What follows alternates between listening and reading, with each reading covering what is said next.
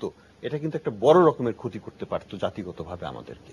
তো সেই জন্য আমি বলবো যে আমাদেরকে সতর্ক হওয়া উচিত, যাতে এটা একটা বড় কিছুতে পরিবর্তিত না হয়। এবং সেই দিক দিয়ে ভবিষ্যতের জন্য আমি বলবো বিশ্বব্যাংকের সাথেই হোক বা অন্য কোনোভাবে পদ্মা ব্রিজ হোক, পদ্মা ব্রিজ হবে, আজ হোক কাল হোক, আমাদেরকে আমাদের জাতীয় অর্থের যেন অপচয় অপব্যবহার না হয় সেটা নিশ্চিত। ধন্যবাদ আপনাকে।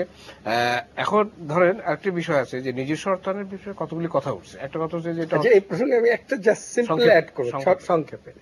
একটা হচ্ছে যে লাভালিন কোম্পানি তার সিইও রয়্যাল পুলিশ ধরেছে, তার কাছে একটা ডায়েরি পাওয়া গেছে, সেই ডায়েরিতে কতগুলো নাম আছে, উপরে লেখা আছে 15% to 10% উইল বি অ্যালোকেটেড।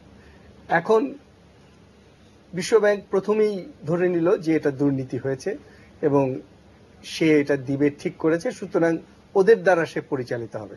তো বিশ্বব্যাংক এটা কেন দাবি করলো না যে লাভালিন কোম্পানিকে বাতিল করে দাও? গভর্নমেন্ট তো সেটা করতে রাজি ছিল। লাভালিন কোম্পানি আমি বাতিল করে দিলাম, তুমি তারপরের গুলো নাও। আর আরেকটা বিষয় হলো লাভালিন কোম্পানিকে সিলেক্ট করেছে ঘুষ খেয়েছে যারা, তারা না। লাভালিন কোম্পানিকে সিলেক্ট করেছে জামিলুর রেজা চৌধুরী এবং আইনুন নিশাত, যাদের ইন্টিগ্রিটি নিয়ে কোনো সন্দেহ নাই। তার মানে সে ঘুষ না দিলেও হয়তো সিলেক্টেড হতো। ধন্যবাদ। আমরা যাই হোক, আমরা এই বিষয়টা ধরেন একটা এরপরের এই জায়গাটা তো আমরা উত্তরণ হয়ে এসছে, এখন চলে গেছে। এখন ধরেন নিজস্ব অর্থায়নের বিষয়টা যে কথাটা আসতেছে, ধরেন বিশ্বব্যাংকের দরজাটা খোলা আছে, আমরা আলোচনা করলাম, জায়গা এডিবি তারা এক্সটেন্ড করেছে, let us hope that will progress more. সেটা ধরেন আমাকে তো যদি নিজস্ব অর্থায়ন করতেই হয়, প্রথম প্রশ্নটা যেটা আসবে উৎসটা কোথায়। মানে বারাকাত বোধ হয় একটা 8 বা 12টা উৎসের কথা বলে, 5টা ব্রিজ তৈরির সক্ষমতা সম্পর্কে আর কি। আচ্ছা, লেট আস হোপ এটা মানে অপটিমিস্টিক এবং বাস্তবসম্মত। কিন্তু অ্যাকচুয়ালি ধরেন মানুষের উপরে কর বা সারচার্জ বা বিদেশ থেকে যে রেমিটেন্স পাঠাচ্ছে সেই সমস্ত রেমিটেন্স, এছাড়া নিজস্ব অর্থায়নের আর কি উৎস হতে পারে? খুব সোজাভাবে আমার প্রথম আমি বলবো যে নিজস্ব অর্থায়নের আগে নিশ্চিত করতে হবে যে এই অর্থায়ন স্বচ্ছ হবে, এই অর্থায়ন অর্থ ব্যয় দুর্নীতি শূন্য হবে। সুতরাং ওই যেই অভিযোগটা বিশ্বব্যাংক করেছিল সেইটাকে আগে খণ্ডন করতে হবে। ওটা খণ্ডন না করে নিজস্ব অর্থায়নে গেলে গভর্নমেন্টের উপরে সেই ভাবমূর্তির সংকট এবং নিজস্ব অর্থ সংগ্রহের ক্ষেত্রেও সংকট। মানুষ নিজেই দিতে প্রস্তুত পদ্মা সেতুর জন্য, কিন্তু মানুষ নিশ্চিত হতে চায় যে তার টাকাটা নিয়ে চাঁদাবাজি হবে না, তার টাকাটা নিয়ে অপব্যয় হবে। এর মধ্যে একজন মারা গেছে। সুতরাং ওইটা আগে নিশ্চিত করো। ওইটা নিশ্চিত করার পর আমার ধারণা অর্থ লোকাল পার্টের অর্থের কোনো মানে লোকাল মানি যেটা, সেটা অনায়াসে পাওয়া যাবে। ফরেন এক্সচেঞ্জটা আমরা কিভাবে জোগাড় করবো সেটা নিয়ে আমরা ভাবতে পারি। এখানে আরেকটি বিষয় আছে, সেটা হচ্ছে যে এই নিজস্ব অর্থায়নে অর্থনীতিবিদদের একটা অংশের, একটা বড় অংশের আমি বলবো মত হচ্ছে যে নিজস্ব অর্থায়নে গেলে অর্থনীতির উপরে বড় ধরনের চাপ পড়বে, এটা হিউজ মানির ব্যাপার। তো সেটা আপনারা কি মনে করেন? আসার না, সেটাই এই যেটা আকাশও বললো যে মানে বিদেশি অর্থের সংস্থানটা আমরা কোথা থেকে করবো, কারণ এখানে এই ব্রিজটা তো বেশিরভাগই বিদেশি অর্থের প্রয়োজন, কারণ এটা 75 থেকে 80% আমাদের ডলারে লাগবে।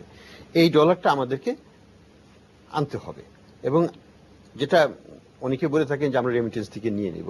তারপরে আমি যদি বাংলাদেশ ব্যাংকের যদি প্রজেকশন দেখি নেক্সট ইয়ারে, রেমিটেন্স 13-14 বিলিয়ন ধরাই আছে। ওটা তো অলরেডি আমরা অ্যাসিউম করে ফেলছি যে ওখানে 12% গ্রোথ হবে এবং সেই টাকাটা আমাদের ব্যালেন্স অফ পেমেন্টে আসবে এবং তারপরেও আমাদের ঘাটতি হবে। তো আমি তো অলরেডি ঘাটতি, তারপরেও কিন্তু আমার রিজার্ভ কমছে, ওটা ধরাই আছে এবং রিজার্ভ তারপরেও কমছে। কিন্তু এখন কাজে আমি কিভাবে এটা বললে হবে না যে আমি রেমিটেন্সের টাকা অন্য জায়গায় দিয়ে দেবো। রেমিটেন্সের টাকা দিয়ে আমরা তো আমাদের নিত্য প্রয়োজনীয় ইম্পোর্টের জিনিস, ক্যাপিটাল, মেশিনারিজ, আমাদের র মেটেরিয়ালস সবকিছুই আমরা আনছি এবং এটা কন্টিনিউয়াস প্রসেস, ওগুলো আনতেই হবে আমাদেরকে। এটা বললে হবে না যে আমি আনবো না, তাহলে পরে কিন্তু টাকার দাম পড়ে যাবে আমাদের। তো এখন ওই জিনিসগুলো আনতেও চাই, কারণ ওগুলো না আনলে আমাদের অর্থনৈতিক প্রবৃদ্ধি থেমে যাবে, আবার আমাদের অর্থনৈতিক টাকা ঘুরবে না। সেই জন্য ওই টাকা রাখতেই হবে আমাদের। ওইটাকে রেখে এখন তাহলে কথা হলো, আমি যেটাকে বলি যে আমাদেরকে অল্টারনেট সোর্সেস অফ ফাইন্যান্সিংটা খুঁজতে হবে। সেটার মধ্যে আমি যেমন কতগুলো সাজেশনও করেছিলাম আমরা ফাইন্যান্সিয়াল এক্সপ্রেস একটা আর্টিকেলে, যে আমরা প্রথমত যেটা করতে পারি, আমরা জাপান সরকারের কাছে আমরা যেতে পারি, কারণ জাপান সরকার আমাদের সবচেয়ে বেশি দাতা, বড় দাতা, এবং তারা আমাদেরকে খুব কনসেশনাল রেটে সবসময় দিয়ে আসছে অতীতে, এবং তারা অলরেডি আমাদের যে এলিভেটেড রেলওয়ে প্রজেক্টের জন্য টাকা অস্ত্র সংস্থান করে রেখেছেন। আমাদের দুর্ভাগ্য যে আমরাই ওটা ব্যবহার করতে পারছি না। তো ওই টাকা থেকেও হলেও কিছুটা রিঅ্যালোকেট করেও আমাদেরকে পদ্মা ব্রিজ আপাতত দিতে পারে, পরে হয়তো ওটাকে করে দিতে পারে। তো এইভাবে বিভিন্নভাবে, এবং জাপান সরকারের ইনফ্লুয়েন্স এডিবিতে অনেক আছে এবং সেটাও তারা করতে পারে। তবে এটা সত্যি যেভাবেই আমরা করি, যদি বিদেশ থেকে অর্থ আনতে হয় বা আমরা হয়তো কিছু সভরেন বন্ড ইস্যু করতে পারি, পার্শিয়ালি হলেও, পুরোপুরি করা সম্ভব না, কারণ এত টাকা সভরেন বন্ড ইস্যু করে আমরা রিপেমেন্ট শর্ট পিরিয়ড ওটা দেওয়া সম্ভব হবে না। সব মিলিয়ে প্যাকেজিং করা সম্ভব, কিন্তু it will be hard on economy. না, মানে হার্ড অন নিজের থেকে করতে গেলে হার্ড অন ইকোনমি, কিন্তু আমরা যদি জাপান সরকারের থেকে, এডিবি থেকে এবং অন্যান্যদের কাছ থেকে কিছুটা হলে নিয়ে আসতে পারি, তাহলে কিন্তু হার্ড অন ইকোনমি হবে না। কিন্তু যেটা হবে সেটা হলো যে স্বচ্ছতার প্রশ্নটি সামনে চলে আসে, না আনলে পরে কিন্তু ওই টাকা কিন্তু পাওয়া যাবে। ধন্যবাদ আপনাকে। আমাদের একটা বিরতির সময় হয়ে গেছে, সুপ্রিয় দর্শক, এখন আমরা একটা বিরতিতে যাব। বিরতির পরে আবার ফিরে আসবো। আমাদের সঙ্গে থাকবেন পদ্মা সেতু নিজস্ব অর্থায়ন চিন্তা।